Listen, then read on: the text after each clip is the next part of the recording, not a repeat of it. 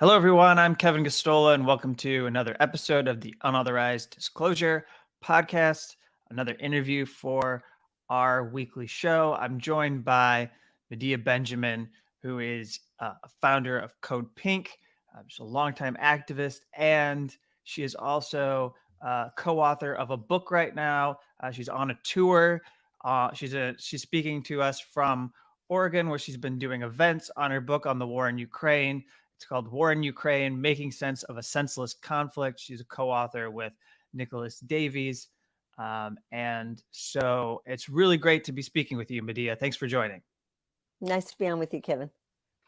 And again, thank you very much for making time to have this discussion. I'll just begin with the event of the past week that had everyone terrified that perhaps this war was going to spill over into other countries. A war between, which is between U.S. and NATO backing Ukraine versus Russia, and obviously Russia invaded Ukraine. But just the concern that it was going to spill over into Poland because there was an explosion from a missile. So I just want to play for you the comments that Lloyd Austin had. He's the Pentagon secretary, and then get your response. And obviously you can say whatever else you want about the explosion and the incident in general. But this is Lloyd Austin telling people what they had learned. Yesterday, we saw reports of a deadly explosion in Poland near its border with Ukraine. I spoke last night to my Polish counterpart, Deputy Prime Minister and Minister of National Defense, Błaszczak, and I conveyed my deep condolences to the Polish people and to the loved ones of those who were killed. I also underscored America's ironclad commitment to defend Poland. We have full confidence in the Polish government's investigation of this explosion, and they've been conducting that investigation in a professional and deliberate manner. And so we won't get ahead of their work. We're going to stay in close touch with our Polish counterparts, as well as with our NATO allies and other valued partners. We're still gathering information, but we have seen nothing that contradicts President Duda's preliminary assessment that this explosion was most likely the result of a Ukrainian air defense missile that unfortunately landed in Poland. And whatever the final conclusions may be, the world knows that Russia bears ultimate responsibility for this incident. Russia launched another barrage of missiles against Ukraine, specifically intended to target Ukraine's civilian infrastructure. This tragic and troubling incident is yet another reminder of the recklessness of Russia's war of choice. And Ukraine has a bedrock right to defend itself. And we will continue to stand in solidarity with the people of Ukraine as they defend their country. You can say whatever you want about how the U.S. is contextualizing this incident, but you know, what do you think of how we averted a crisis? Well, it's very interesting because immediately when I heard what happened, I, like many people, thought, oh no, this is going to invoke Article 4, which means that the NATO countries would have an emergency meeting, and potentially Article 5, which is the obligation of NATO members to militarily defend any NATO country that was attacked. And the US media immediately started saying that this was a Russian missile. And in the first press conference that the State Department did, the media was pushing the US government to say, okay, what are you going to do? How are you going to respond? Are you going to go for Article 4? What about Article 5? And the US response was, let's wait and see, trying to calm things down. And then it came out that Poland is saying that this is from a Ukrainian missile, not from a Russian missile. But Zelensky himself is saying that's not true. This is not a Ukrainian missile. And so now you get the very strange configuration where the U.S. is going against what Zelensky is saying. Zelensky now has wanted the Ukrainians to be part of an investigation. It looks like they will be part of that. But in any case, I think what we take from this is a couple of things. One, how dangerous and delicate the situation is, how there are interests, and let's say clearly on the Ukrainian side, to try to get even more involvement, including direct involvement of the NATO countries in this war, and how there is a lot of caution on the side of some of the Western countries and the United States to not have this war be extended. In fact, while we don't see talks happening between Putin and Biden, or even from Blinken and Lavrov in Russia, we do see talks happening between Secretary of Defense Lloyd Austin and his counterpart in Russia, the head of the NSA, the National Security Council in the U.S. with his counterpart. And we also see the CIA director, William Burns, talking to his counterpart, because they are desperate to not have U.S. direct involvement in this war.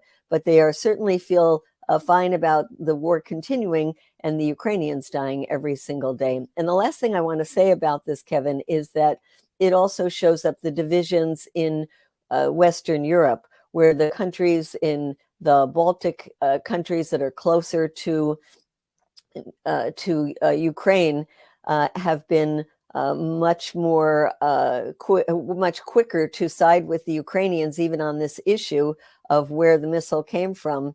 But in the larger picture, they have been steadfast in their support for Ukraine, whereas the countries in Europe are starting to falter. And there is a new term that's being used, which is Ukraine fatigue, to talk about how the countries of Western Europe are starting to wonder how long they can keep this going in terms of support for Ukraine and the blowback that the sanctions on Russia are having on their economies.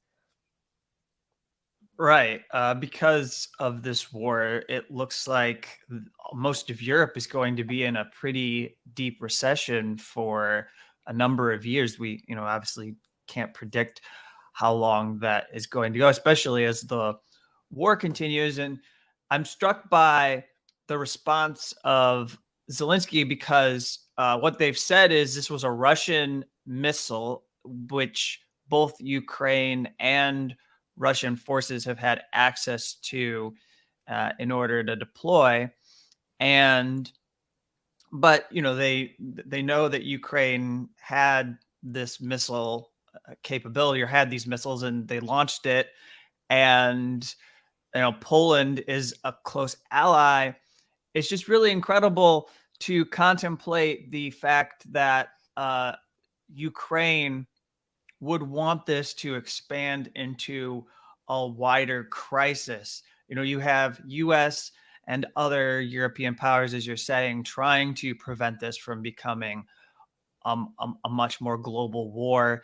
And meanwhile, it seems like there are factions in Ukraine that do want even more escalation. Well, they want to win the war. And for them, winning the war means taking back every inch of territory that Russia has taken, including Crimea. And to do that, they feel that as much of the firepower coming from the West as they can get will help them to do that. But I think they're also thinking that if they have troops coming in from the outside, that would really help them to win this war. Whereas you have people, and of course we had the situation where the chairman of the Joint Chiefs of Staff, Mark Milley, saying that, hey, you all in Ukrainian, you Ukrainians have done a heroic job in getting where you are, but now there's a stalemate. And so this is a time to seize the moment and go for talks. And all hell broke loose in the United States, where they were trying to walk that back in the Biden administration and keep saying this mantra, nothing for Ukraine without Ukraine. But in the end, there will come a time when there will be more questioning within the officialdom here in the United States about how long we can keep this going, especially with the Republicans now controlling the House. and there being a division in the Republican Party about this, there certainly will be growing momentum over the winter months throughout Europe and in the United States. And let's face it, even in Ukraine, because the Russian tactic now, a very brutal one, has been to destroy the infrastructure. And so when you have war coming on and you have the Ukrainian people facing a very, very harsh winter without electricity, there are going to be more refugees, which is going to be very difficult for Europe to keep absorbing. And you're going to have an economic situation that's even more dire than it is now. And again, how long can the U.S. continue not only to be giving them military aid, but these levels in the billions of dollars every month for economic aid? So that's why I think Mark Milley's call to say, you are doing so well on the battlefield, seize the moment now and sit down at the table, is one that might not have gone over well in Ukraine and with the higher ups in the White House, but it certainly is one that is a very rational kind of response. Hello, everyone. I'm Kevin Gostola. I'd like to take a brief moment to ask you to become a subscriber of the Unauthorized Disclosure podcast. Just go to thedissenter.org. At the top, you'll see a black button that says subscribe. Click on it, and you'll get options. And for $4 a month or $3 if you become an annual subscriber, you can get access to all of our premium episodes as well as any exclusive content that we post. Now, back to the interview. You and as part of CODEPINK by and large will lobby and do their best to try and get progressive members of Congress to take these issues of war seriously, to be messengers of peace if at all possible. And that's a real uphill battle. And we saw this backlash a few weeks ago against a letter that was put out prior to the midterm, prior to election day. And yet what has become clear is that for the most part, it seems that is the position, as you're describing, of the Biden White House and of other parts of the government, that they actually want those kinds of things that were being requested by the Progressive Caucus to have communications and to push towards negotiations. I mean, it's worth noting that there's a 10-point peace plan that was floated. I think this is from the Ukraine side, if I'm correct. And so this is what they wanted, but yet we still see within the Congress quite a lot of opposition. And in fact, you're accused of being disloyal if you discuss the push for or the need for peace negotiations. What's your response to the current climate in Congress? It's very unfortunate that the 30 members of Congress who signed that letter got shot down, and some of them taking themselves off of that list before the whole letter was withdrawn, because it clearly marks the Democratic Party as the war party. Let's not pretend that the Republicans are not the war party as well, but there are members of the Republican Party that are starting to question this. And so the climate is one of the Democrats being forced to march in line with the Biden administration on this, and the, quote, peacemakers being some of the most extreme right-wing people in Congress, as well as people like Donald Trump, who, when he announced that he was running for president, made sure to say, what do you get when you get Biden? You get this war in Ukraine. And he has been going around the country saying that if he were president, this war would have ended because he would be talking to Putin. So I think the Democrats have put themselves in a very difficult position where they have somehow convinced the Ukrainians that in the beginning they should not compromise, that they should not, that they could take this maximalist position of getting back every inch of their territory. And now they're stuck with this impression that they cannot push Ukraine to the negotiating table. Of course, if the US were not giving the billions of dollars every month, Ukraine would not be able to continue either economically or on the battlefield and would be forced to the negotiating table. So the Biden administration has itself in a bind, and I think that's why we're going to see a softening of this position in the months ahead as more and more Americans start questioning whether giving what will be over $100 billion to Ukraine in less than a year is in the national interests of the United States. Yeah, and I know I was cutting in and out, and what you might have missed is I was also making the point that despite this backlash, we've seen over the last couple of weeks that it's almost like the position that Democrats got angry at progressives for expressing I'm speaking about the party's leadership, that is actually the Biden White House, the State Department, and even the Defense Department's position that they need to have these channels, that they need to have this communication, and that they should be uh, finding a way towards some kind of diplomatic negotiations. I mean, obviously, you probably start with a ceasefire before you start discussing a negotiated settlement and unravel a lot of the very deep issues between Ukraine and Russia. But this seems to be like the progressives were just saying that the Biden White House should do what it already had an interest in doing. Well, yes and no. And we've heard that the White House did not take great offense at that letter. It was the leadership in the party in the House and other more conservative members of the Democrats who did. In any case, though, I think the Biden administration is very divided. Look how they had to walk back very quickly what Milley said when he said, let's seize the moment and go for negotiations. And yes, they have been talking, but the talking has been how to stop it from being a wider conflict now, not how to stop the conflict itself.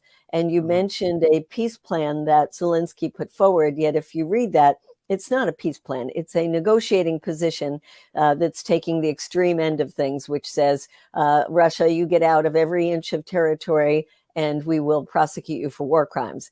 It's Right. kind of like the other extreme position that Russia has put forward, which is that we now control, quote, in quotes, these four provinces where we have had referendum that says that they are part of Russia when they can't even keep Kherson. So I think it's good in a sense that both have laid out their positions, because it means you have something to sit down at the negotiating table and talk about.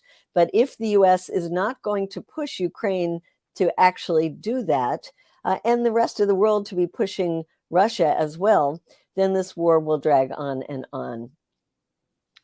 All right. Now, let me ask you about the recent climate conference that took place in Egypt. It was COP27. And I know that you and CODEPINK took an interest in this conference and had people who were raising the issue of militarism. We have a lot of alarming headlines about how countries are not meeting the goals that they need to meet to cut back emissions. But we know we absolutely can't talk about climate change without including the effect of war and of militarism more broadly, like this war in Ukraine. So, would you say a little bit about what the message was that you took to the climate change, to the climate conference? Yes, first of all, we were very much part of the community that was very critical of COP27 before it even started for picking Egypt as the place to meet. We at Code Pink have a history of working in Egypt and getting repressed by the Egyptian government. I myself was beaten up and had my arm broken by brutal Egyptian police when we were there for a meeting around peace issues.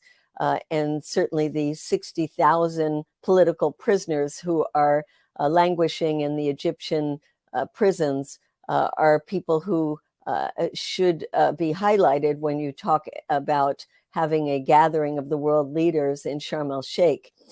So we joined in with other groups before COP27 to say that there shouldn't be a meeting there without some resolution of this issue of political prisoners. And we've been very glad that that issue has been at the forefront of COP27, but unfortunately, it hasn't forced the Egyptian government to even release the most famous of those prisoners, Alaa al-Fatah, who's been on a hunger strike and is near death. And then in terms of the militarism issue, well, of course, that's very connected, because when it comes to Egypt, the U.S. has been giving Egypt over $1 billion every year in, quote, military aid to keep up this very repressive regime. And then there have been a number of sessions outside of the official sessions in COP27 to try to highlight the way that war and militarization of our planet has contributed to the climate breakdown, not only because war itself is so destructive for the planet, and because so many of these weapons require massive amount of energy in their production and in their use, and then emit massive amounts of carbon, so much so that the Pentagon is the #1 non-state polluter in the world. But also the fact that all of the money that the wealthy nations put into weapons is money taken away from funds that need to be used to mitigate the damages of the climate breakdown. And there was a lot of discussion about how the wealthy countries are putting in 30 times more money into weapons than they are into the financial help that they need to give to the countries that are most victimized by the living standards of the first world nations. And so I think it's an important area that needs to not only be highlighted at COP27, but we need to build on that movement-wise, because Kevin, as you well know, there is not much of an anti-war movement in the US these days, and yet there is a huge climate movement. And so we have to find a way that we get everybody, including ourselves who consider ourselves environmentalists, to recognize that intricate link between the environment and war and militarism, and to get the climate organizations to come out with us calling for a ceasefire and negotiations when it comes to the Ukraine war, and in the larger picture, to join us in calling for massive cuts to the Pentagon budget, which is nearing $1 trillion, and to putting that money into the loss and damages fund that the people at COP27 are urging the world to do. Yeah, that's really good, and you're absolutely right that there's no connection between the goals of the climate movement and what little anti-war movement exists in the United States. They're not really working together, but I would think they would feel it pretty viscerally as they watch the bombs fall and explosions take place, and we get reports from Ukraine of leaks, of pollution, of disasters, of accidents happening near nuclear power plants, of all sorts of The Nord Stream pipeline blow up, and yeah. all the methane gas that was released from there. Yeah, all of those I would think would mean something, and I also would just like to add that something that I've looked at, which is part of being an activist for human rights, is the amount of environmental defenders who come forward and take action and are murdered or suffer violence. There's been hundreds, if not over 1,000 people over the last 10 to 12 years who have been killed fighting, protecting like the Amazon rainforest and these other areas, and speaking up for these issues when there are military groups or paramilitary groups that could be threatening them. And oftentimes you find that you can connect the money back to the U.S. government as having some role to play in their death, like Berta Absolutely. Cáceres, and In Honduras. Honduras, absolutely. And I'm glad you bring that up, because even in the case of Egypt, it's important to point that out, that the weapons that we are giving to this extremely repressive government in Egypt, one of the most repressive ones in the world, where you cannot do environmental work without incurring the wrath of the government if it touches on anything that the government is involved with. And the military in Egypt is involved in all kinds of areas of the economy. And so the very weapons that we are giving are the ones that are used then against these environmentalists, not only in Egypt, but as you say, in so many parts of the world. And it's another very important connection that the environmental movement should be making with the issue of the militarization of our planet. All right, now as we wind down the interview, let me ask you about the work that you've been doing, going to Cuba, showing solidarity with Cuba, and you've mentioned that there's a state sponsorship of terrorism issue, or I should put that in quotes, where they accuse Cuba of this. That's gotten in the way of removing the blockade or removing restrictions against Cuba. Can you describe some of the work that you're doing there, and how to unravel this state sponsorship of terrorism issue that's been created? Yeah, and just to link it to the other issues that we've been talking about, another way of waging warfare is not just with guns and bombs, but also economically. And the US has had these sanctions on Cuba for 60 years now, but those were tightened tremendously under the Trump administration. And people thought that when Biden came in, since he was part of the administration of Obama, when many of those sanctions were lifted and the normalization of relations had begun, and it was a win-win situation for businesses in the United States and for the Cuban people, that this was going to be the policy of Biden. But instead, he kept on the path of the Trump era. And now that the elections are over, and hopefully it's clear to the Democrats that Florida is a red state, or at least in the southern part of Florida that they thought they were going to be able to take back, and kept this horrible policy on Cuba with the hopes that maybe that would happen. Maybe it's time for a more rational policy towards Cuba. And that's why we feel it's an important time to ramp up the campaigns that CODEPINK and many other organizations around this country, including the National Network on Cuba, have been doing, to call for Cuba to be taken off this ridiculous list of state sponsor of terrorism. If anything, Cuba is a state sponsor of healthcare, sending brigades of healthcare workers around the world. And it really has been the victim of terrorism coming from right-wing Cuban groups, many of whom have been in the United States. In any case, Cuba is on this list for purely political reasons. One excuse that was used was that they were harboring Colombian rebels, but this has been part of a peace process that Colombia, and especially now with the new president in Colombia, are very thankful that Cuba is doing, and have asked for Cuba's mediation. And the other is about fugitives that are being harbored by Cuba. This goes back to the late 70s, the early 80s, people from the Black Panther movement. And by any definition of terrorism, these people do not fit. They did not commit an act of terror on another soil. There is no international connection.